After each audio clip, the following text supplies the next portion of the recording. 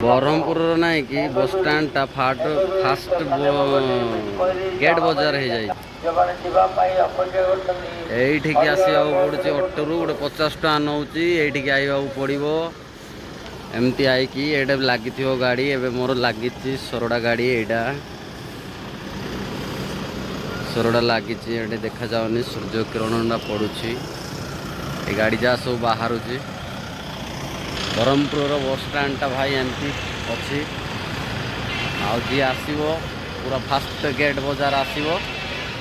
ଆଉ ଆସିକି ବସ୍ରେ ବସିବ ଆରାମସରେ ଯିବ। ଏତେ ଖାସ୍ ନାହିଁ ରେ। ଆଗର ପରି ବୁଝେଇ ଦେଇଛି ସିନା ସେ ବସ୍ ଷ୍ଟାଣ୍ଡ ମଜା ମଜଲିସ୍ ସବୁ ଜାଗା କିଛିଟା ଟିକେ ଖାଇବା ପାଇଁ ହବ।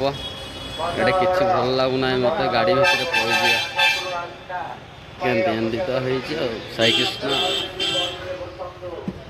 ଏମିତି ଗାଡ଼ିଟା କିଛି ଭଲ ଲାଗୁନାହିଁ ମୋତେ। ଆଉ ଆଗର ଭଳିଆ ବସ୍ ଷ୍ଟାଣ୍ଡ ଭଲ ବସ୍ ଷ୍ଟାଣ୍ଡ ଥିଲା।